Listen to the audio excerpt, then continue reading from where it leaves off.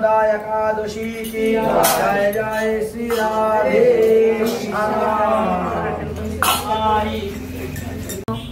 बोलो अजा एकादशी महारानी की अन्नदा एकादशी महारानी की जय जय श्री राधे श्याम निताई गौर हरि हरि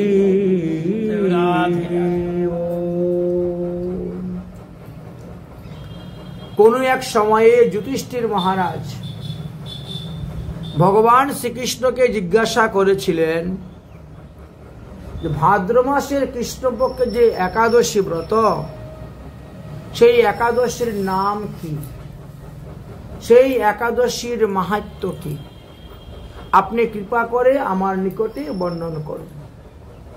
তখন ভগবান শ্রীকৃষ্ণ যুধিষ্ঠির মহারাজকে বলেছিলেন, হে যুধিষ্ঠির মহারাজ, এই ভাদ্র মাসের কৃষ্ণপক্ষের যে একাদশী তার নাম হলো অন্নদা একাদশী, কিন্তু পরবর্তী সময়ে এই একাদশী অজা একাদশী নামে রূপান্তরিত হয়েছিল। এইভাবে বর্ণন করলেন। তারপরে বললেন যে এর একটা পৌরাণিক কাহিনী আছে ভবিষ্য পুরাণে। ভবিষ্য পুরাণে দেওয়া আছে যে সূর্যবংশেতে ত্রিশঙ্কু নামে এক রাজা ছিলেন। সেই ত্রিশঙ্কু রাজার পুত্র ছিলেন হরিশ্চন্দ্র। ত্রিশঙ্কু গুরু কৃপা গুরু শক্তির দ্বারা তিনি সশরীরে স্বর্গে গিয়েছিলেন। নিজে সাধন ভজন করেন নাই, কিন্তু গুরু কৃপার দ্বারা তিনি গিয়েছিলেন। কিন্তু নিজের জীবনে তেমন কোনো সাধন ভজন ছিল না বলে গুরুদেব স্বর্গে গিয়ে ঢুকে গেছেন, শিষ্য ঢুকতে পারে নাই, স্বর্গের দরজা বন্ধ হয়ে গেছে। আমাদেরকে বলা আছে না উত্তরায়ণ এবং দক্ষিণায়ন। অনেকে দেখবেন বলেন যে উত্তরায়ণে স্বর্গের দরজা খোলা থাকে, দক্ষিণায়নে স্বর্গের দরজা বন্ধ থাকে। তো ত্রিশঙ্কু তখন চিৎকার করছেন, গুরুদেব গুরুদেব স্বর্গের দরজা বন্ধ হয়ে গেছে, আমি তো আর স্বর্গে ঢুকতে পারিনি, এখন পড়ে যাচ্ছি। তখন তিনি মন্ত্রের দ্বারা আকাশ মার্গে তাকে রেখে শূন্য থাক। এই জন্য বলা হয়েছে প্রয়শ্চতি গুরুর প্রীতি যোগী বৈকুণ্ঠ দুর্লভম। যদি গুরুদেব কারো উপর প্রসন্ন হন, দয়া করেন, কৃপা করেন, তাহলে তিনি সশরীরেও যেতে পারেন। যুধিষ্ঠির মহারাজ সশরীরে গিয়েছিলেন, আর কেউ কিন্তু পারে নাই। আর সবাই কিন্তু রাস্তায় যেতে যেতে পরে গেছিলেন। কিন্তু যে পরে গেছে যুধিষ্ঠির মহারাজ কিন্তু তার জন্য আফসোস করেন নাই, আর পিছন দিকে ফিরে তাকানো নাই। এটাই সাধুদের স্বভাব। সাধুরা যখন সামনের দিকে হাঁটবে তখন পিছন দিকে ফিরে তাকাবে না, সামনে হাঁটবে। প্রয়োজন ধরে সামনে গিয়ে এক জায়গায় বসে থাকবে, পিছনের লোক আসো, একত্র হোক, আবার যাও, কিন্তু পিছনে তাকা থাকে। যুধিষ্ঠির মহারাজ স্বর্গে গিয়ে বসে আছেন, কিন্তু বাকি ভাইয়েরা তো স্বর্গে কেউ আসলো না। যুধিষ্ঠির মহারাজ তখন জিজ্ঞাসা করেন, বলে এরা সব নরকে আছে, তাহলে আমি স্বর্গ চাই না। আমার বাকি চার ভাই যেখানে আছে, দ্রৌপদী যেখানে আছে, সেখানে আমি থাকতে চাই, আমার স্বর্গের দরকার নেই। ভাইদের প্রতি এত ভালোবাসা, বুঝেছেন? যুধিষ্ঠির মহারাজ তখন নরকে গেলেন, গিয়া দেখেন পরে আছে। ভীম ডাকতেছে, দাদা আমি পরে আছি, আমাকে উদ্ধার করো। যাই হোক, সেখান থেকে উদ্ধার করে নিয়ে আসলেন স্বর্গে। স্বর্গে যাবো, দুর্যোধনের সঙ্গে দেখা, সর্বনাশ, এ আমার চিরশত্রু, এ আমার প্রধান শত্রু, তাকে নিয়ে স্বর্গে আমি একসঙ্গে বাস করতে চাই। বুঝতে পেরেছি?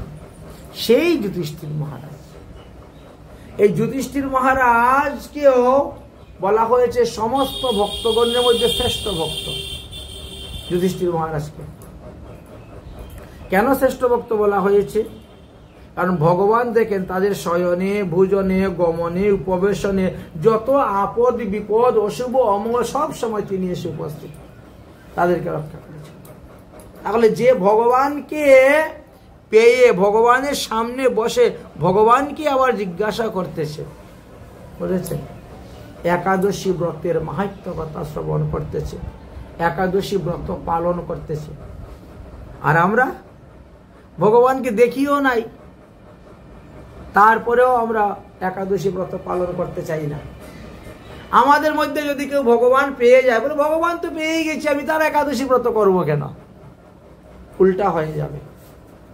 আর তাদের ক্ষেত্রে উল্টা নয়, তারা আরো বেশি করে উপবাস, আরো বেশি করে ব্রত, আরো বেশি করে যাগযজ্ঞ অনুষ্ঠান করতেছে, ভগবানকে সঙ্গে রেখেই তারা যাগযজ্ঞ করে যাচ্ছে। তাই যুধিষ্ঠির মহারাজ ভগবান শ্রীকৃষ্ণকে এই তত্ত্ব জানার জন্য প্রশ্ন করেছেন। তখন বললেন, হে যুধিষ্ঠির মহারাজ, এই যে ত্রিশঙ্কুর পুত্র ছিলেন মহারাজ হরিশ্চন্দ্র। হরিশ্চন্দ্র এই একাদশী ব্রত করে, একাদশী ব্রতের প্রভাবে তিনি তিনার হারানো রাজ্য, ভ্রষ্ট রাজ্যকে ফিরে পেয়েছিলেন, যে রাজ্যটা তিনি হারিয়ে গেছিলেন। স্ত্রীকে, হারানো স্ত্রীকে ফিরে পেয়েছেন, মৃত পুত্রকে ফিরে পেয়েছেন। এই ব্রতের দ্বারা পূর্বজন্মের প্রাপ্ত অপরাধ নাশ হয়, ইহজন্মে সুখ হয়, পরজন্মে শান্তি লাভ করা যায়। 3 জন্মের কল্যাণ সাধন করে তাকে নেই অজা একাদশী বা অন্নদা একাদশী ব্রত। এমনই তার মহিমা। তখন এই হরিশ্চন্দ্র মহারাজের জীবনী কথা তুলে ধরলেন। হরিশ্চন্দ্র যুবরাজ হলেন, রাজগদ্দিতে বসলেন, রাজা হলেন, বিবাহ করলেন। স্ত্রীর নাম হলো শৈবা। বিবাহিত জীবনে বহুদিন গত হয়ে গেল, কিন্তু কোনো সন্তানাদি জন্ম নিচ্ছে না।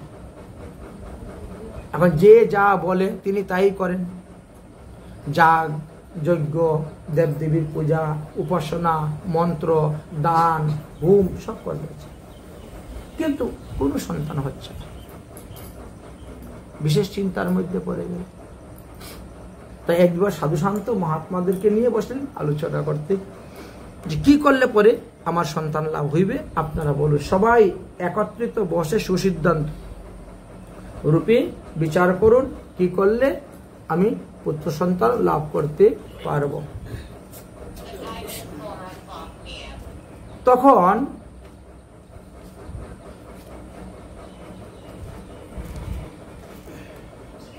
সিদ্ধান্ত হলো মিত্র বরুণ দেবীর উপাসনা করা। যদি মিত্র বরুণ দেবীর উপাসনা করো তাহলে তোমার মঙ্গল হবে, তোমার কল্যাণ হবে। এইবার তিনি আরম্ভ করলেন মিত্র বরুণ দেবীর যজ্ঞ করার জন্য তিনি প্রস্তুত হলেন এবং মিত্র বরুণ দেবের যজ্ঞ করলেন। সেই যজ্ঞতে মিত্র বরুণ দেব সন্তুষ্ট হয়ে, প্রসন্ন হয়ে যজ্ঞকুণ্ড থেকে প্রকট হয়ে গেলেন। প্রকট হয়ে বললেন যে, হে মহারাজ হরিশ্চন্দ্র, তুমি কেন আমার উদ্দেশ্যে যজ্ঞ করিয়াছ? তখন তিনি বললেন যে, আমি বিবাহিত জীবনে সন্তানহীন, অতএব আমি যাতে পুত্র সন্তান লাভ করতে পারি এই জন্য আপনার যজ্ঞ করেছি। যজ্ঞেশ্বর, আপনি আমার ভক্তিতে সন্তুষ্ট হয়েছেন, প্রসন্ন হয়ে এসেছেন, অতএব আপনি আমাকে একটি বর দান করুন যাতে আমার পুত্র সন্তান হয়। বরুণ দেব বললেন, তোমার যদি পুত্র সন্তান হয় তাহলে আমার কি লাভ? প্রশ্ন, তোমার পুত্র সন্তান হইলে আমার কি লাভ হবে?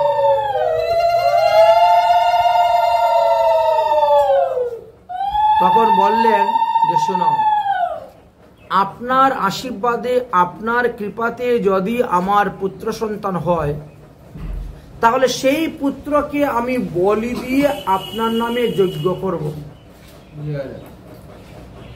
নরবলি। এটা হবে আপনার যজ্ঞের পশু। অন্ততপক্ষে আটকুরা থেকে তো আমি মুক্ত হই, পিতৃঋণ থেকে তো মুক্ত হই। বিবাহিত জীবনে যদি কেউ পুত্র সন্তান জন্ম দিতে না পারে, সন্তান জন্ম দিতে না পারে, তাহলে সে পিতৃঋণ থেকে মুক্ত হয় না। অতএব পিতৃঋণ থেকে মুক্ত হওয়ার আচ্ছা ঠিক আছে ঠিক আছে। তথাস্তু। বরুণ দেব এই বলে চলে গেলেন। বরুণ দেবীর কৃপাতে তিনার স্ত্রী গর্ভবতী হলেন এবং যথাসময়ে একটি উত্তম সন্তান জন্ম দিলেন। সন্তান জন্ম হয়েছে, খুব আনন্দ। 6 দিনের দিন ষষ্ঠী পূজা করতে গিয়েছে। ষষ্ঠী পূজা করতে যখন গিয়েছেন তখন বরুণ দেব এসে উপস্থিত। তোমার পুত্র বলি দাও, দিয়ে আমার নামে যজ্ঞ করো। হরিশ্চন্দ্র মহারাজ বললেন, আমরা তো ক্ষত্রিয়, আমাদের তো 12 দিনের আগে অসুষই যায় না। ব্রাহ্মণের 10 দিন, ক্ষত্রিয়ের 12 দিন, বৈশ্যের 15 দিন, শূদ্রের 1 মাস, অন্তজর 45 দিন। সুতরাং আপনি এখন আসলে 12 দিন পরে আসুন। আমাদের একটা দেশে রীতি আছে যে 6 দিনের দিন ষষ্ঠী পূজা করা হয়। এই জন্য। ও আচ্ছা, ঠিক আছে, আসলেন। 12 দিন পরে বরুণ দেব এসে উপস্থিত। এবার তুমি আমার নামে যজ্ঞ করো, পশু বলি দাও। তিনি বলছেন, মহারাজ অসুস্থ আমাদের শেষ, 12 দিনে আমাদের ওষুধ শেষ হয়, ওষুধ শেষ। কিন্তু যে পশুকে যজ্ঞেতে বলি দেওয়া হয় তার দাঁত না ওঠা পর্যন্ত সেই পশু শুদ্ধ হয়, সেই পশু অপবিত্র থাকে। অপবিত্র পশু বলি দিয়ে তো লাভ নেই, পবিত্র পশু বলি দিতে হবে। অতএব অন্তত পক্ষে তার দাঁত উঠুক, তারপরে আমরা বলি দিব। ঠিক আছে। তাহলে একটা শিশুর দাঁত উঠতে গেলে প্রায় 6 মাস, 5-6 মাস তো লাগে। অন্নপ্রাশন করা হয়, তার 7 মাসও যায়, 8 মাসও যায়, বিলম্বও হয়। তারপরে 6-7 মাস পরে আসুন। ঠিক আছে। বরুণ দেব চলে গেলেন। 6-7 মাস পরে বরুণ দেব আবার এসে উপস্থিত হলেন। উপস্থিত হয়ে এবার তিনি বললেন যে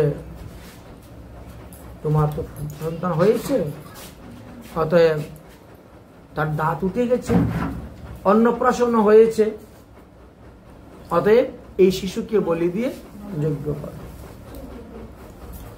তখন তিনি কি বলছেন, আরে এটা তো শিশুর দুধ দাঁত, এটা তো বালকের দুধ দাঁত, দুধ দাঁতের দ্বারা শুদ্ধ হয় না। এই দাঁত পরে গিয়ে যখন তার আসল দাঁত উঠবে তখন সে শুদ্ধ হয়। অতএব আপনি কমসে কম 7 বছর পরে আসুন। 6-7 বছর ওটা দেওয়া যাবে না, 6-7 বছর পরে আপনি আসুন। কি করবে না, কিন্তু করে না, বুঝেছে? দোকানদারের কাছ থেকে কেউ বাকি নিয়ে যায়, দেখো না, না না দিব দিব, এখন আমার মায়ের একটু অসুস্থ, একটু দিব। আবার চাইলেন না বাবা হসপিটালে, একটু দিব। তারপরে চাইলেন না অমুক মারা গিয়েছেন, তারপরে দিব, দিব না, করে না। কিন্তু তার একটা না একটা অসুবিধা লেগেই আছে, এইরকম। তো তিনি কেন করতেছেন? পুত্রের প্রতি যে মোহ, পুত্রের প্রতি যে স্নেহ, এই কারণে তিনি শাস্ত্রের বিভিন্ন সিদ্ধান্ত দেখিয়ে বরুণ দেবকে খালি পিছনে হাঁটাচ্ছেন। বরুণ দেবকে ধীরে ধীরে তিনি পিছনের দিকে হাঁটাচ্ছেন, যাও, হ্যাঁ, পিছনে হাঁটাচ্ছেন। এবার ছেলে 7 বছর হয়ে গেছে, বরুণ দেব এসেছেন। এবার তো তোমার ওই দুধ দাঁত পরে গিয়ে আসল দাঁত উঠে গেছে, অতএব এবার বলি দাও। আহা মহারাজ, আপনি তো সবই জানেন ধর্মের, আমরা তো ক্ষত্রিয়। ক্ষত্রিয়ের পুত্রগণ তখনই শুদ্ধ হয় যখন যুদ্ধবিদ্যা শিখে, নাহলে তার আগে অশুদ্ধ। অতএব এখন তার উপনয়ন সংস্কার হবে, তারপর সে গুরুকুলে যাবে, গুরুকুলে গিয়ে যুদ্ধবিদ্যা শিখে আসবে, তখন গিয়ে সে শুদ্ধ হবে। এর আগে সে শুদ্ধ নয়। তাহলে আপনি অন্তত পক্ষে 15টা বছর পরে আসুন। কারণ যুদ্ধবিদ্যা শিখতে তো 7-8 বছর লাগবে। তারপরে তাকে বলি দিয়ে যজ্ঞ করা হয়। ঠিক আছে, বরুণ দেব চলে গেলেন। এদিকে রোহিত শুনতে পাচ্ছেন যে আমাকে বলি দিয়ে আমার বাবা বরুণ দেবের যজ্ঞ করবে, এটা মানসা ছিল। তাই যে মানসা করে না, মানসাটা দিতে হয়। বড় আকারে না দাও, ছোট আকারে দাও, কিন্তু মানসা যেটা করেছো সেটা দিতে হবে, না হলে তোমার বিশেষ ক্ষতি হতে পারে, বিরাট ক্ষতি হতে পারে। রোহিত তখন কি করলেন, নিজের প্রাণ রক্ষার জন্য তিনি একদিন রাতের অন্ধকারে ঘোড়ার পিঠে উঠে পালালেন, পুরা রাজ্য ছেড়ে চলে গেলেন নিরুদ্দেশ।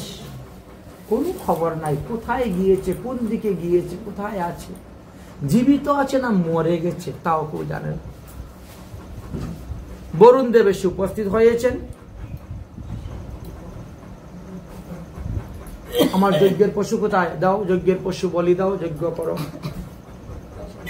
তখন হরিশ্চন্দ্র মহারাজ কাঁদছেন, যজ্ঞের পশু তো পালিয়ে গেছে, যজ্ঞের পশু পালিয়ে গেছে। এখন সেই পশু খুঁজে বের করে আনবো, তবে গিয়ে তো তোমার কাছে বলবো। বলে কেন তুমি আগে তো দিলে না, যজ্ঞের পশু আগে কেন দিলে না? তুমি দিন পর দিন সময় বাড়িয়ে যাচ্ছ, সময় বাড়িয়ে যাচ্ছ, অতএব পুত্রের প্রতি তোমার মোহ কারণে এই অবস্থা। যতদিন পর্যন্ত তুমি যজ্ঞের পশু বলি না দিয়ে আমার যজ্ঞ না করবে, ততদিন তোমার উদর রূপ থাকবে। অভিসম্পাদ দিয়ে দিলেন, অভিসম্পাদ দিয়ে দিলেন। এবার হরিশ্চন্দ্র মহারাজের পেট ফুলে গেছে, বিশাল ঢুলের মতো পেট হয়ে গেছে, খুব কষ্ট, উঠতে পারেন না, বসতে পারেন না, শুতে পারেন না, কত যে কষ্ট ভোগ করছেন। এই রকম অবস্থায় তিনি পড়ে গেছেন। একদিন কতগুলা কাঠুরিয়া জঙ্গলে যাচ্ছে কাঠ কাটতে, আর হরিশ্চন্দ্র মহারাজের এই দুঃখের কথা প্রকাশ করতেছে, বলতেছে। রোহিতর কানে এই সংবাদটা গেল। রোহিত তখন চিন্তা করছে, সর্বনাশ, আমার বাবার এই অবস্থা, তো আমার বাবা মরেই যাবে।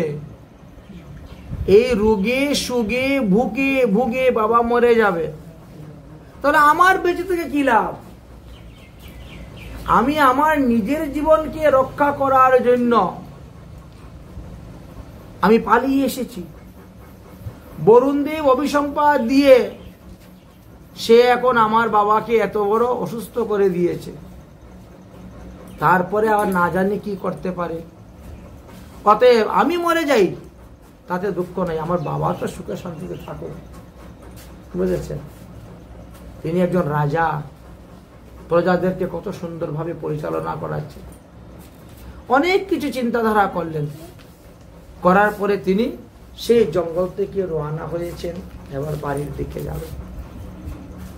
যখন রওনা হয়েছেন জঙ্গল থেকে বাড়ির দিকে যাবেন, তখন দেবরাজ ইন্দ্র এসে প্রকট হয়ে গেলেন। দেবরাজ ইন্দ্র প্রকট হয়ে বলছেন যে, হে রোহিত, তুমি এখন বাড়িতে যেও না। তুমি যদি বাড়িতে যাও তাহলে তোমার বাবা তোমাকে বলি দিয়ে বরুণ দেবের যজ্ঞ করবে। রোহিত বলছে, এটা আমি জানি, আমি তো যজ্ঞের পশু, দিবেই, এটা আমি জানি, কিন্তু জেনে শুনেও আমি চাই আমার পিতার সুখ, আমার চাই পিতার শান্তি। তাই পিতার সুখের জন্য আমি যজ্ঞের পশুরূপে বলি খেতেই আমি যাচ্ছি। তখন দেবরাজ ইন্দ্র বলে যে, না, তুমি যেও না, তোমাকে দিয়ে পৃথিবীর অনেক কার্য সাধিত হবে। তুমি যদি না থাকো তাহলে তোমার বংশ পরম্পরা কোথার থেকে বাড়বে? তোমারই বংশেতে ভগবান রামচন্দ্র আসবেন, ভগবানের অবতীর্ণ হইবে, অতএব তুমি যেও না। তাহলে আমার বাবা এইভাবে রোগে সুগে ভুগে মরবে আর আমি নিজের প্রাণ রক্ষার জন্য জঙ্গলে থাকবো? বলে তুমি তো মানসা করো নাই, মানসা করেছে তোমার বাবা। অতএব ওই বরুণ দেব তোমাকে কিছু বলতে পারবে না, তোমাকে কিছু করতে পারবে না। যে মানসা করছে তাকে ধরবে, তাকে বলবে, তাকে করবে, তাকে দিয়ে সবকিছু করাবে। অতএব তুমি যাবে না। কিন্তু রোহিত তো মানলেন না, আমি যাবই যাব। তখন বললেন যে দেখো একটা বিধান আছে শাস্ত্রে, একটা বিধান আছে, তুমি তোমার বিনিময়ে অন্য কোনো পশুকেও বলি দিতে পারবে, কিন্তু সেটা তোমার স্ব উপার্জিত অর্থের দ্বারা করতে হবে, অর্থের দ্বারা করতে হবে।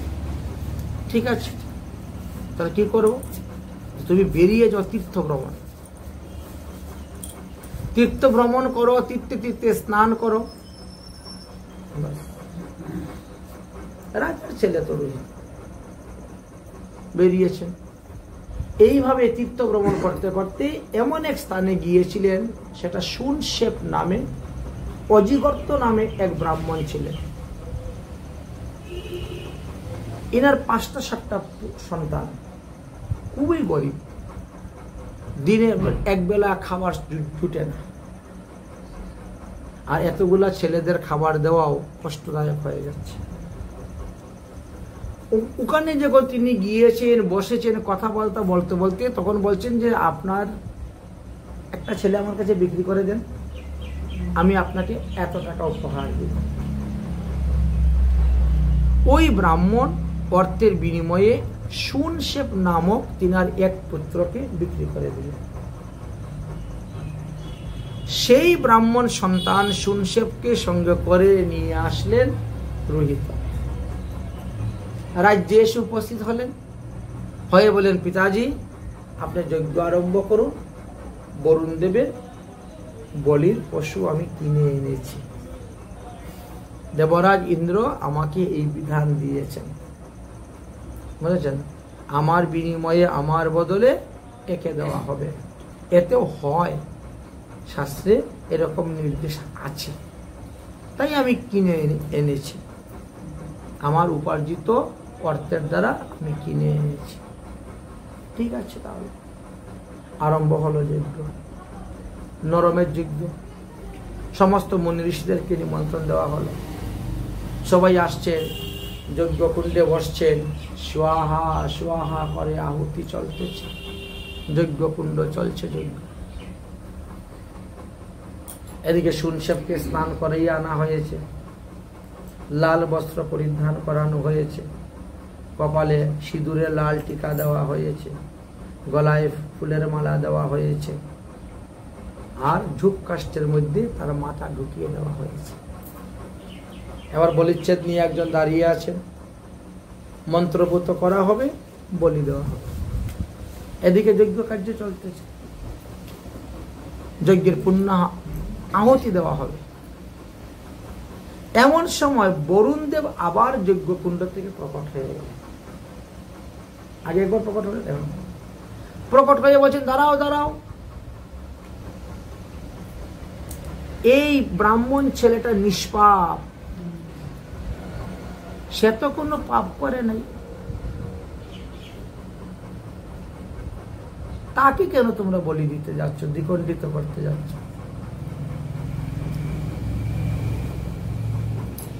তখন বলছেন যে এই বিধান আছে। হ্যাঁ ঠিক আছে, বিধান আছে বলে তুমি তোমার পুত্রের বিনিময়ে অন্যের পুত্রকে বলি দিতে যাচ্ছ, বেশ ভালো, কিন্তু বলি শব্দের অর্থ তো দ্বিখণ্ডিত করা নয়, বলি শব্দের অর্থ তো হিংসা নয়।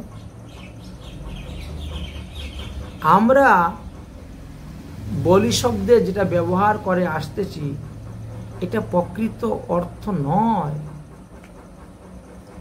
বলি শব্দের প্রকৃত অর্থ হলো উৎসর্গ করা।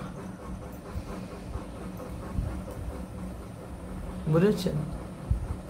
উৎসর্গ করা। আচ্ছা, কেউ মারা গেলে পরে বলে না কাক বলি দিবি, কাক বলি বলে না? হ্যাঁ, তাই বলে কি কাক ধরে বলি দেন? কি করেন? কাককে খেতে দেন, তাই না? কাককে খেতে দেওয়া হয়। পঞ্চযজ্ঞ বলি বলা আছে।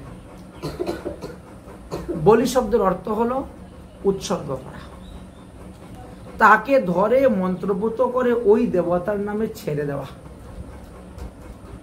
সে পাটা হোক, খসি হোক, যাই হোক, তাকে ধরলেন, মন্ত্রপুত করলেন, করে ছেড়ে দিলেন।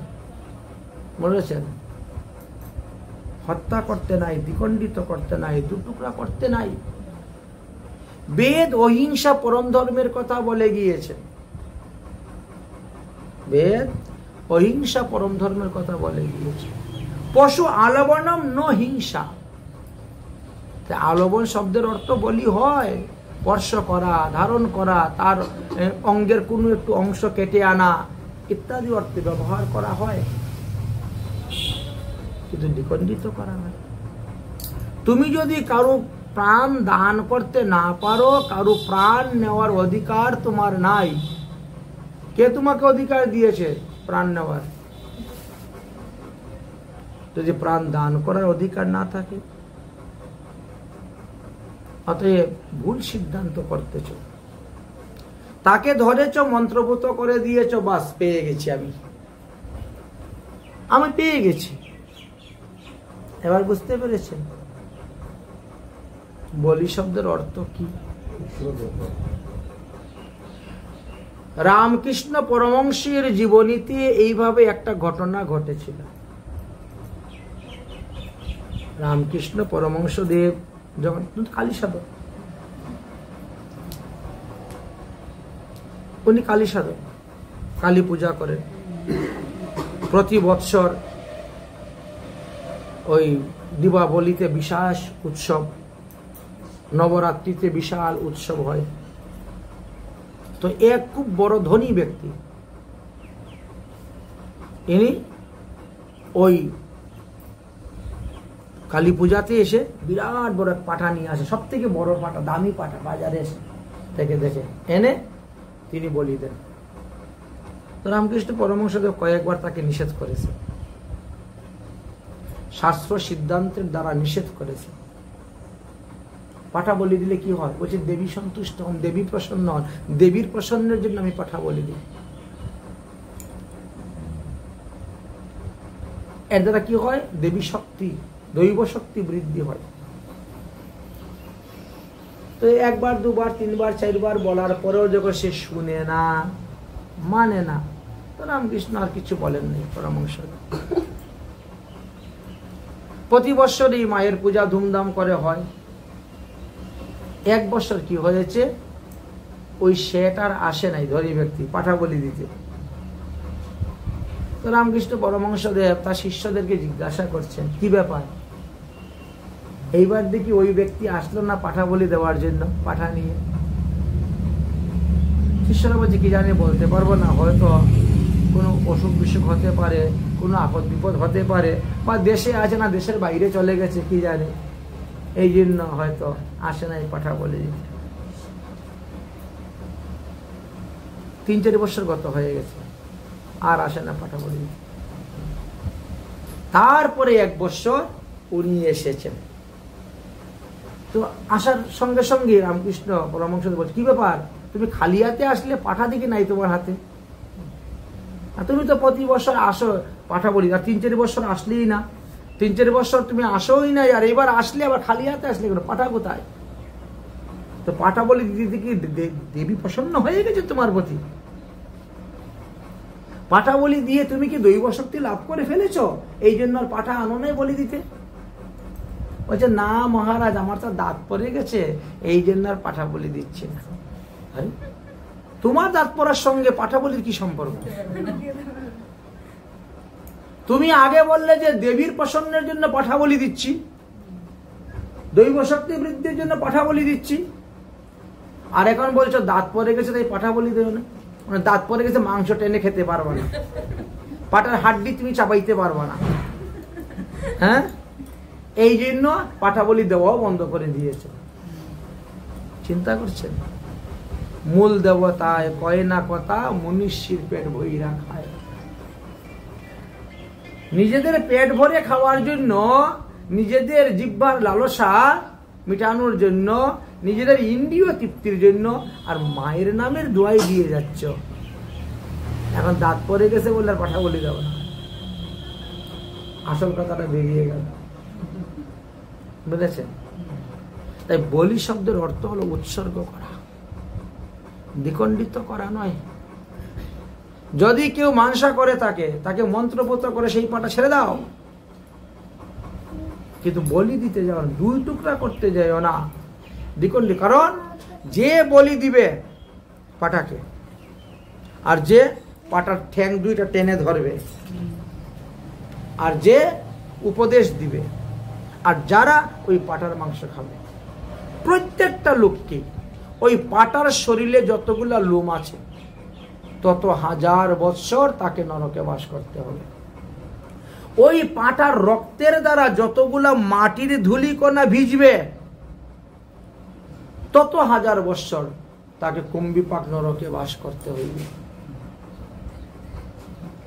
দেবীও তোমাকে রক্ষা করতে পারবে না, কোন দেবদেবী তোমাকে রক্ষা করতে পারবে না। অতএব তোমরা ভুল কাজ করতে গিয়েছিলে এই ব্রাহ্মণ পুত্রকে, শুনশেপকে বলি দিতে গিয়ে। বলি অর্থে এরকম ব্যবহার নয়। এবার এই একে কে নিবে? বিশ্বামিত্র বলছেন আমি নিব, বশিষ্ঠ বলছেন আমি নিব, কারণ দুজনই তো ওখানে পুরোহিত। এই জন্য একটা উৎসবের মধ্যে একজন পুরোহিত রাখতে হবে, না হলে ওই জিনিসপত্র নিয়ে ভাগাভাগি নিয়েও লড়াই ঝগড়া হয়ে যায়। বুঝেছে? এ ওটা নিয়ে নিল, এ ওটা দিয়ে দিল, এটা নিয়ে নিল, ইত্যাদি ইত্যাদি হয়ে যায়। এই জন্য একজন পুরোহিত থাকবে, পুরোহিতগিরি করবে, তবে সুন্দর হবে, সুস্থ হবে, ভালো হবে। যাই হোক, বিশ্বামিত্র মুনি তাকে নিয়ে নিলেন। কারণ যা কিছু আমরা উৎসব অনুষ্ঠান করে দান করি, রুমালি বলো, টাইল বলো, গামছা বলো, ধুতি বলো, শাড়ি বলো, যে সমস্ত দ্রব্য আমরা দান করা হয়, পঞ্চতত্ত্বের আসন, রাধা গোবিন্দের আসন, গুরুবর্গের আসন, ঘটস্থাপনের আসন, জিনিসপত্র সব যিনি পুরোহিত তিনারই অধিকার, তিনি এটা নিয়ে যাবেন। তিনি যদি ইচ্ছা করেন কাউকে দেন, সেটা ওনার ব্যাপার, কিন্তু যে দান করবে গৃহস্থ সে সেটা রাখতে পারবে না। দান করার পর দানের বস্তু ফিরিয়ে রাখতে নাই, এটা দিয়ে দিতে হয়। তো এবার শুনশেপকে কে নিল? নিলেন বিশ্বামিত্র। বিশ্বামিত্র মুনি নিয়ে তিনার পুত্রদেরকে বলেন, আজকে থেকে এই শুনশেপকে তোমরা বড় ভাই বলে মানবে। বিশ্বামিত্রের 50টা ছেলে রাজি হলো না, আমরা একে কেন বড় ভাই রূপে মানব না। বিশ্বামিত্রের সঙ্গে সঙ্গে 50 পুত্রকে পরিত্যাগ করে দিয়েছে। পুত্র হইয়া পিতার বাক্যে করো অনাদর। আচ্ছা, একজন ব্রাহ্মণ সন্তানকে বড় ভাই রূপে মানলে তোমাদের কি ক্ষতি হচ্ছে? তোমাদের পিতৃ সম্পত্তির ভাগ নিয়ে নিবে, এই তো, এটাই তো। কিন্তু আসার সময় তো বাবা তুমিও খালি হাতে এসেছো, আমি পরিশ্রম করে সম্পত্তি বানিয়েছি, আমার সম্পত্তি আমি যাকে খুশি তাকে দিতে পারি। তুমি পুত্র হয়েছে বলে যে তোমাকেই সম্পত্তি দিব এমনটা নয়, কারণ তুমি আমার কুপুত্র। অতএব কুপুত্রকে সন্তান দিব না, এর থেকে পরিত্যাজ্য, ত্যাগ। 50টা পুত্রকে ত্যাগ করে দিয়েছেন। অদ্বৈত প্রভু 6 পুত্রের মধ্যে তিনি 3 পুত্রকে ত্যাগ করে দিয়েছেন। অদ্বৈত প্রভু এরকম অনেক আছে, অনেক। যে পুত্র ধর্মপথে চলবে না, পিতার আদেশ মেনে চলবে না, সৎকর্ম অনুষ্ঠানাদি করবে না, এমন কুপুত্র থেকে কি লাভ? তাকে আমার বিষয় সম্পত্তি দিব, আর সে সেই বিষয় সম্পত্তি দিয়ে বেশ্যালয়ে যাবে, মাছ কিনে খাবে, মাংস কিনে খাবে, মদ কিনে খাবে। এই সম্পত্তি দিয়ে আমার কি লাভ? আমার সম্পত্তির সদ্ব্যবহার তো হলো না। যদি আমার এই সম্পত্তি নিয়ে সে ঠাকুর মন্দির বানায়, ভক্ত সেবা দেয়, ভক্ত থাকার বাসস্থান বানায়, তাহলে তো আমার এই জায়গার সার্থকতা হলো, আমার এই সম্পদের সার্থকতা হলো, আমার এই ধনের সার্থকতা হলো। 50 পুত্রকে সঙ্গে সঙ্গে ত্যাগ করে দিয়েছে। পরের 50 পুত্র তারা তখন বড় ভাই রূপে তাকে মেনে নিলেন, বড় ভাই রূপে। বিশ্বামিত্র মুনি এরকম ছিল। আচ্ছা, ওই রাজা হরিশ্চন্দ্রের ওই যজ্ঞের মধ্যে বিশ্বামিত্র মুনি আর বৈশিষ্ট্য মুনির মধ্যে একটু কথা কাটাকাটি হয়েছিল, লেগেছিল। বিশ্বামিত্র এই বৈশিষ্ট্য মুনির শিষ্য ছিলেন হরিশ্চন্দ্র রাজা, বুঝেছেন? বৈশিষ্ট্য মুনির শিষ্য ছিলেন। পরবর্তী সময়ে হরিশ্চন্দ্র মহারাজ যখন দেখলেন, বিশ্বামিত্র মুনি যখন দেখলেন হরিশ্চন্দ্র খুব দান দক্ষিণা করতেছেন, যে যা চায় তাই তিনি দান করেন, মানে এত বড় দাতা, সেই দান গ্রহণের ছলনা করে তিনি কি করলেন? সমস্ত রাজ্য নিয়ে নিলেন, সমস্ত রাজ্য নিয়ে নিলেন। আচ্ছা, সমস্ত রাজ্য নিয়ে গেলেন। তারপরে তিনি দানের দক্ষিণা স্বরূপ চাইলেন। দক্ষিণা স্বরূপ দিতে গিয়ে হরিশ্চন্দ্র নিজের স্ত্রী শৈবাকে ব্রাহ্মণ পরিবারে বিক্রি করেছিলেন, দাসীগিরি করার জন্য, থালা বাসন মাজার জন্য। হরিশ্চন্দ্র রাজা নিজে এক চণ্ডালের কাছে বিকৃত হয়েছিলেন, আর কাজ করতেন কি? শ্মশানে মরা পুরার কাজ, ডুমের কাজ করতেন। কাশীতে এখনো সেই মণিকর্ণিকা ঘাট আছে, যেখানে হরিশ্চন্দ্র মহারাজ কাজ করতেন। এইভাবে বহু বৎসর গত হয়ে গেছিল। স্ত্রীর সঙ্গে দেখা নাই, পুত্রের সঙ্গে দেখা নাই। এমনই অবস্থা হয়েছিল যে কেউ কাউকে দেখেও চিনতে পারত না। হরিশ্চন্দ্র মহারাজ দাড়ি মুছ উঠে, গুপ উঠে, একেবারে রূপ এমন পরিবর্তন হয়ে গেছে।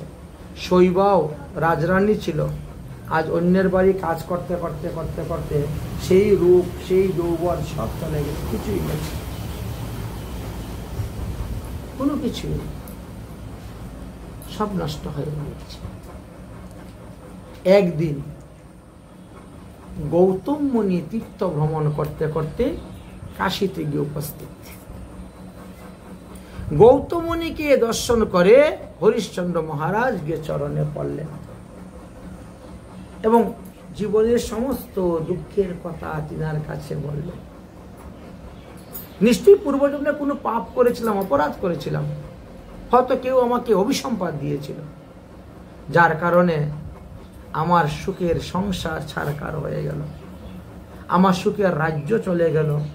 আজ আমি মরাপুরার কাজ করতেছি, আজ আমার স্ত্রী পরের বাড়িতে বাসন মাজতেছে, দাস দাসীর মতো কাজ করতে। অতএব গৌতম মুনি, আপনি কৃপা করে বলুন, আমার এই হারানো রাজ্যকে আমি কিভাবে ফিরে পাই? আমার স্ত্রী, আমার পুত্র, তাদেরকে নিয়ে কিভাবে আমি সুখে জীবনযাপন করতে পারবো? এর জন্য যদি কোনো ব্রত, কোনো তপস্যা, কোনো উপাসনা, কোনো তন্ত্র মন্ত্র থাকে, আপনি আমাকে কৃপা করে বলুন। গৌতম মুনি তখন ধ্যানেতে বসলেন। বেশ কিছুক্ষণ ধ্যান করার পরে তিনি বললেন যে এই ভাদ্র মাসের কৃষ্ণপক্ষ যে একাদশী, তার নাম অজা বা অন্নদা একাদশী বলা হয়। সুতরাং এই একাদশীতে তুমি উপবাস থাকো। দশমী দিবসে একবার মাত্র আহার করবে, রাত্রিবেলা কিচ্ছু খাবে না। রাত্রিবেলা ভালো করে দাঁত মেজে ঘষে পরিষ্কার করে শয়ন করে। একাদশী দিন সকালবেলা ঘুমের থেকে উঠে স্নান করবে, তিলক করবে, আহ্নিক করবে, ভগবানকে পঞ্চামৃত পঞ্চগব্য দ্বারা স্নান করাবে, ভগবানের চরণে 108টা তুলসী পাতা অর্পণ করবে। পঞ্চোপচারে বা দশোপচারে ভগবানের পূজা করবে। সমস্ত দিন ভগবত কথা হরিকথা প্রসঙ্গে কাটাইবে। জামে জামে 5 বার ভোগ লাগাও, 5 বার আরতি করো, ভগবান লীলা কথা কীর্তন করো। রাত্রি তো পুরাণ পাঠ আদি করবে আর রাত্রি যাপন করবে। পরের দিন সকালবেলা কোনো ব্রাহ্মণ বৈষ্ণবকে ভোজন করানোর পর তুমি নিজে ভোজন করো। তাহলে এই যে অজা একাদশী বা অন্নদা একাদশী, এই ব্রতের প্রভাবে যদি পূর্বজন্মের তোমার কোনো ব্রহ্মসাপ থাকে, যদি পূর্বজন্মের কোনো প্রারব্ধ কর্ম তোমার থাকে, তাহলে সেই সমস্ত প্রারব্ধ কর্ম তোমার নষ্ট হয়ে যাবে। হ্যাঁ, এবং ইহজগতে তুমি তোমার হারানো রাজ্যকে ফিরে পাবে, আর পরকালেও তুমি সুখ লাভ করতে পারবে। অতএব তুমি এই অজা একাদশী ব্রত করো। এই ব্রতের দ্বারা 3 জন পাচে পাপ তাপ অপরাধ সব কিছু থেকে মানুষ মুক্তি লাভ করতে পারেন। এই জন্য এই অজা একাদশী ব্রতের বিশেষ বিধানের কথা বললেন। তখন সেই একাদশী ব্রত করার জন্য তিনি প্রস্তুত হলেন এবং একাদশী ব্রত তিনি করলেন। এদিকে শৈবা যে ব্রাহ্মণের বাড়িতে থাকেন, সেই ব্রাহ্মণের বাড়িতে ব্রাহ্মণ মহা রোহিতকে, যাও তুমি কিছু ফুল তুলে নিয়ে আসো। রোহিত যখন ফুল তুলতে গিয়েছিলেন তখন সর্পাঘাতে তার মৃত্যু হবে। সর্পাঘাতে মারা যাওয়ার পর কি করবেন? যদিও সর্পাঘাতে ব্যক্তিকে দাহ সংস্কার করতে নাই, জলেতে বিসর্জন দিয়ে দিতে হয়, ফাঁসিয়ে দিতে হয়, এটা নিয়ম। কিন্তু পুত্র স্নেহে বশীভূত তিনি ছিলেন। তিনি পুত্রকে ভেলায় করে ভাসিয়ে দিতে রাজি নয়। অনেক চেষ্টা করা হয়েছে, অনেক হুজাও আনা হয়েছে, কিন্তু কেউ বাঁচাতে পারলো না। সবাই বলছে মারা গিয়েছে, মারা গিয়েছে। তখন তিনি শ্মশানে নিয়ে এসে উপস্থিত হলেন। শ্মশানে উপস্থিত হলে হরিশ্চন্দ্র মহারাজ চিনতে পারেন নাই, স্ত্রী এবং পুত্রকে চিনতে পারেন নাই। শ্মশানের একটা নিয়ম আছে, তুমি এত টাকা জমা দিলে পরে তোমারই দাহ সংস্কার করা হবে, টাকা না থাকলে হবে না। কিন্তু শৈবার কাছে তো টাকা নেই, কি করবে? আর উনি অন্যের অধীনে কাজ করতেছেন। উনি বলছে টাকা না দিলে আমি কিছুই করতে পারবো না, কারণ আমি অন্যের অধীনে কাজ করি, তো তাকে আমার হিসাব দিতে হয়, হিসাব নিকাশ দিতে হয়। তখন শৈবা চিৎকার করছেন, কোথায় মহারাজ হরিশ্চন্দ্র? একবার আসো, দেখো তোমার পুত্রের কি অবস্থা, তোমার স্ত্রীর কি অবস্থা। হরিশ্চন্দ্র তো সে নিজেই। তখন তিনি বুঝতে পারেন, আরে এ তো আমার স্ত্রী। শৈবা চিনতে পারলেন, বুঝতে পারলেন। সেখানে বসে তারা ভগবানকে ডাকতে শুরু করলেন। ওই যে অজা একাদশী ব্রত করেছিলেন, সেই অজা একাদশী ব্রতের প্রভাব এমন হলো যে বিশ্বামিত্র মুনির মনটা পর্যন্ত ফিরে গেল। তিনি তীর্থ ভ্রমণ করতে করতে এসে উপস্থিত হলেন কাশীতে এবং বললেন যে তুমি সত্য পরীক্ষায় জয়লাভ করেছ, অতএব আমি তোমার রাজ্য তোমাকে ফিরিয়ে দিচ্ছি। চিন্তা করেন, এই জন্য আমাদেরকে ধনের অহংকার করতে নাই, রূপের অহংকার করতে নাই, যৌবনের অহংকার করতে নাই, বিদ্যার অহংকার করতে নাই, কুলের অহংকার করতে নাই। এই 5টার মধ্যে যে কোনো একটা অহংকার যদি কারোর ভিতরে এসে যায়, তাহলে তার পতন। অতি দর্পে হত লঙ্কা অভিমানে চ কৌরবা। অতিরিক্ত অহংকার, অতিরিক্ত দর্প ভালো নয়, এটাই পতনের মূল হয়ে থাকে। মনে হচ্ছে যৌবন আজকে আছে, কাল শেষ থাকবে না। টাকাও তেমনি ভাবে, আজ রাজা হরিশ্চন্দ্র কাল সেও ভিক্ষে চায়, কাহারও দিন সমান নাহি যায়। কিন্তু যখন আপনার টাকা আছে তখন টাকার সদ্ব্যবহার করুন, সদ্ব্যবহার করুন। চেষ্টা করেন, আপনি যদি কোনো পদ পান, পদে বসেন, তো ওই পদের সদ্ব্যবহার করে লোকের উপকার করুন। যে আমি যখন এই পদ, চেয়ারম্যান হোক আর মেম্বার হোক আর প্রধান হোক, যেই হোক না কেন, একটা পদ পেয়েছেন, এবার জনগণের উপকার করুন, আত্মসাৎ নয়।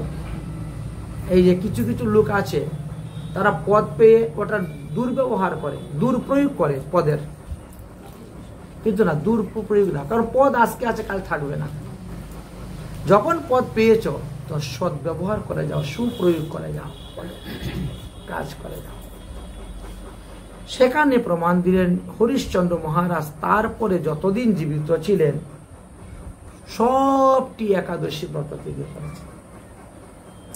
প্রত্যেক একাদশী ব্রত করতে করতে একাদশী ব্রতের প্রভাবে তিনি কি করলেন, সমস্ত পুরবাসী সবাইকে নিয়ে তিনি স্বর্গে যেতে রওনা হয়ে গেলেন সশরীরে। শুধু নিজে নয়, নিজের পরিবার, আত্মীয় স্বজন, ইষ্টি কুটুম্ব, পাড়া প্রতিবেশী, পুরা গ্রাম, একটা গ্রামের লোক সবাইকে নিয়ে রওনা হয়ে গেলেন স্বর্গে। এখন দেবরাজ ইন্দ্র চিন্তা করলে এরা তো মনুষ্য, মনুষ্যদের দেহটা স্থূল দেহ, স্থূল দেহতে পায়খানা, প্রস্রাব সবকিছুই আছে, কিন্তু সূক্ষ্ম দেহেতে নাই। স্থূল দেহের কোনো ব্যক্তি যদি স্বর্গে যায়, তো মলমূত্র ত্যাগ করে তো অপবিত্র করে দিও, নষ্ট করে দিও স্বর্গ। এই জন্য দেবরাজ ইন্দ্র বড় চিন্তার মধ্যে, এদেরকে আটকাই কেমন করে, আর আমার তো আটকানোর ক্ষমতা নাই, কারণ পুণ্য করেছে, পুণ্যের প্রভাবে স্বর্গে আসতেছে, আমার কোনো ক্ষমতা আছে আটকাবার নাই। তখন সবাই মিলে দেবর্ষী নারদকে পাঠাইলেন, নারদ মুনি আপনি একটু চেষ্টা করে দেখুন না। ঠিক আছে, স্বর্গে পৌঁছে যাচ্ছে, স্বর্গ দেখা যাচ্ছে, সবাই স্বর্গ দেখে বড় প্রসন্ন, বিমান যাচ্ছে স্বর্গে। দেবর্ষী নারদ বিনা বাদন করতে করতে তিনার ঢেকিতে বসে এসে উপস্থিত, নারদের ঢেকি উপস্থিত হয়ে গেছে। ওই নারদের ঢেকি দেখেই তো বৈজ্ঞানিকরা বিমান তৈরি করেছে, আবিষ্কার। এমনি নাকি কত মাথা মারতে যে নারদ মুনি যদি ঢেকির মধ্যে বসে আকাশ মার্গে চলে যেতে পারে, তাহলে আমরা দেখি তো, ঢেকির তো কোনো প্রাণ নাই, ঢেকির তো কোনো পাখাও নাই, অথচ সোজা চলে যাচ্ছে। কি আশ্চর্য! নারদ মুনি আসলেন, আরে হরিশ্চন্দ্র মহারাজ, আপনি কি পুণ্য করেছেন, আপনারই পুণ্যের প্রভাবে সমস্ত পুরবাসীদেরকে নিয়ে আপনি স্বর্গে চলে যাচ্ছেন, অতএব আপনার পুণ্যের কারণ কি কি আছে বলুন, আপনি কৃপা করে। তখন তিনি বলতে শুরু করেছেন, আমি দান করেছি, আমি যজ্ঞ করেছি, আমি একাদশী ব্রত করেছি, এইভাবে সমস্ত পুণ্যের কথা তিনি বলতে শুরু করেছেন। আর যতই তিনি পুণ্যের কথা বলতেছেন, ততই রথ ধীরে ধীরে নিচে নামতে শুরু হয়। কথা বলতে বলতে তো নারদ মুনির সঙ্গে, নারদ মুনির মুখের দিকে তাকিয়ে তাকিয়ে কথা বলতেছেন, যার পরে তিনার ধ্যান নেই। হঠাৎ তাকিয়ে দেখে স্বর্গ তো আর দেখা যাচ্ছে না। আরে আগে তো দেখেছিলাম স্বর্গের কাছাকাছি চলে গিয়েছি, এখন তো দেখি স্বর্গে অনেক দেখাই যাচ্ছে না, তাহলে স্বর্গ থেকে অনেকটা নিচে আমরা নেমে গিয়েছি। সঙ্গে সঙ্গে তিনি কথা বন্ধ করে দিয়েছেন। নারদ মুনি বলছেন, তারপরে আপনি কি পুণ্য করেছিলেন, তারপরে আপনি কি কি পুণ্য করেছেন, আর তো কথা বলেন। ওই সেখানে দাঁড়িয়ে রয়ে গেল। এর দ্বারা আমাদের শিক্ষণীয় বিষয় কি, আমরা যদি ডাইন হাতে কোনো পুণ্য কাজ করি, বাম হাত যেন জানতে না পারে। আর যদি আপনি পুণ্যের কথা বলেন, বৃন্দাবনে গিয়েছিলাম, প্রত্যেকটা মন্দিরে 101 টাকা করে দক্ষিণা দিয়েছি, যত মন্দির দর্শন করেছি, রাস্তায় যত ভিখারি বসেছিল সবাইকে একটা করে কম্বল দান করে এসেছি, তারপরে 500 বৈষ্ণবের সেবা দিয়েছি, সব স্থির হয়ে যাবে। পুণ্যের কথা বলা নিষেধ, বলছে পাপের কথা বলে না, কিন্তু পাপের কথা কেউ বলবে না। আমি এই পাপ করেছি এই কথা কেউ বলবে? কখনো বলবে না। একমাত্র একজনই পাপের কথা বলেছিল, বলো তো সে কে? পাপের কথা একজন বলেছিল, তিনি হলেন পরীক্ষিত মহারাজ। সমস্ত মনীষীদের সামনে বলছেন, আমি সৌমুখ মন্দির আশ্রমে গিয়া দুর্ব্যবহার করেছি, সৌমুখ মন্দির গলার মধ্যে মৃত সাপ ঝুলিয়ে দিয়েছি, বলেছেন পাপের কথা বলে দিয়েছে। আর কেউ বলে না পাপের। সবাই আমরা সুখ চাই, শান্তি চাই, আনন্দ চাই, কিন্তু একজনই মাত্র পৃথিবীর মধ্যে দুঃখ চেয়েছিল ভগবানের কাছে, কোনোদিন সুখ চাই নেই। ভগবানকে প্রণাম করি, আমাকে দুঃখ দাও। দুঃখ একমাত্র কুন্তী দেবী চেয়েছিল, কারণ আমি যতক্ষণ দুঃখে থাকবো ততক্ষণই তুমি আমার কাছে থাকবে। দুঃখে পড়লে তোমার ভগবানকে ডাকে, ভগবান কাছে থাকবেন। এই তো সেই। তাই এই যে একাদশী ব্রত, এই একাদশী ব্রত যারা করেছেন তারা তো ব্রতের ফল পাবে। যারা ব্রত না করেও ব্রতের মহিমা কথা শ্রবণ করতেছেন, ব্রত না করেও ব্রতের মহিমা শ্রবণ করতেছেন, বলছেন তারাও শত শত অশ্বমেধ যজ্ঞের ফল লাভ করতে পারবেন। আর ব্রত করে যারা ব্রতের মহিমা শ্রবণ করেছেন, আবার রাত্রি জাগরণও করতেবেন, তারা 16 আনা ফল পাবে। যারা রাত্রি জাগরণ করবে না, তারা 8 আনা ফল পাবে। আমরা যে যতটা পরিশ্রম করব ততটাই ফল পাবো, যতটা জলে নামবেন ততটাই কাপড় ভিজবে। তাই ভগবানের জন্য যে যতটা পরিশ্রম করবে, ভজনে যে যতটা পরিশ্রম করবেন, সে ততটাই ফল লাভ করতে পারবে বলেছেন। এই তো হলো একাদশীর মাহাত্ম্য কথা। তাহলে আজকের মতো একাদশীর মাহাত্ম্য কথা এখানে বিশ্রাম দিচ্ছি। জয় জয় শ্রী রাধেশ্যাম নিতাই গৌর হরি বল। কীর্তন করো। জয় জয় রাধে কৃষ্ণ গোবিন্দ, জয় জয়